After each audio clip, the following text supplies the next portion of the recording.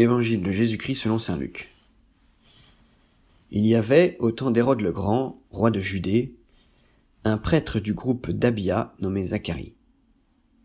Sa femme aussi était descendante d'Aaron, elle s'appelait Élisabeth. Ils étaient l'un et l'autre des justes devant Dieu.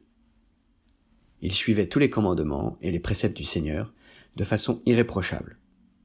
Ils n'avaient pas d'enfants, car Élisabeth était stérile.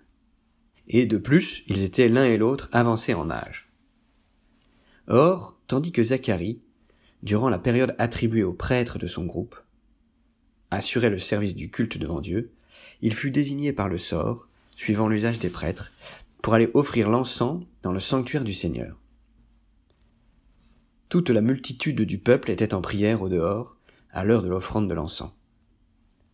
L'ange du Seigneur lui apparut, debout à droite de l'autel de l'encens.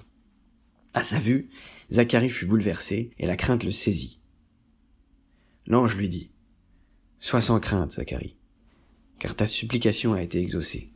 Ta femme Élisabeth mettra au monde pour toi un fils et tu lui donneras le nom de Jean. Tu seras dans la joie et l'allégresse, et beaucoup se réjouiront de sa naissance, car il sera grand devant le Seigneur. Il ne boira pas de vin ni de boisson forte, et il sera rempli d'Esprit Saint dès le ventre de sa mère.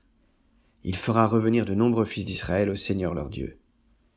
Il marchera devant, en présence du Seigneur, avec l'esprit et la puissance du prophète Élie, pour faire revenir le cœur des pères vers leurs enfants, ramener les rebelles à la sagesse des justes, et préparer au Seigneur un peuple bien disposé. » Alors Zacharie dit à l'ange : « Comment vais-je savoir que cela arrivera ? Moi, en effet, je suis un vieillard, et ma femme est avancée en âge. » L'ange lui répondit : « Je suis Gabriel, et je me tiens en présence de Dieu.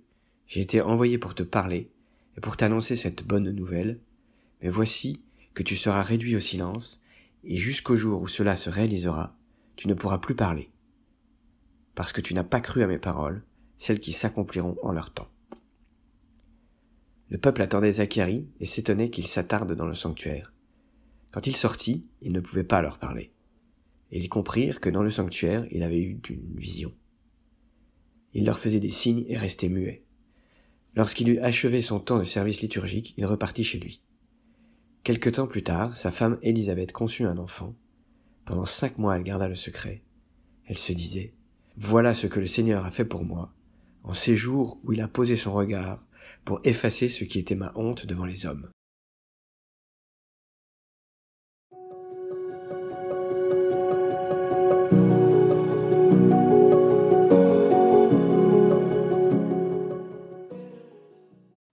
Après la figure de Joseph, le juste, l'évangile d'aujourd'hui nous montre un autre personnage qui se dispose à accueillir la venue du Messie, Zacharie. On minimise parfois l'importance de ce personnage, d'une part parce qu'il manque de confiance dans la parole de l'ange, et d'autre part parce qu'il n'accueille que Jean-Baptiste. Mais avant de regarder les limites de cet homme, il nous faut admirer la justice et la fidélité avec laquelle il a, avec sa femme Élisabeth, marché dans la voie du Seigneur.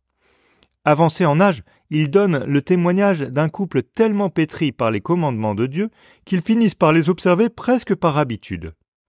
La loi de Dieu ne leur est plus extérieure, elle est inscrite dans leur vie, elle façonne chacune de leurs actions. Seules des personnes âgées peuvent vivre ce que vivaient Zacharie et Élisabeth. Ce chemin de fidélité, c'est celui que nous pouvons viser aussi, en particulier dans ces derniers jours de préparation à Noël. Demandons cette grâce d'être tellement familiers de la parole de Dieu qu'elle vienne nous guider comme naturellement.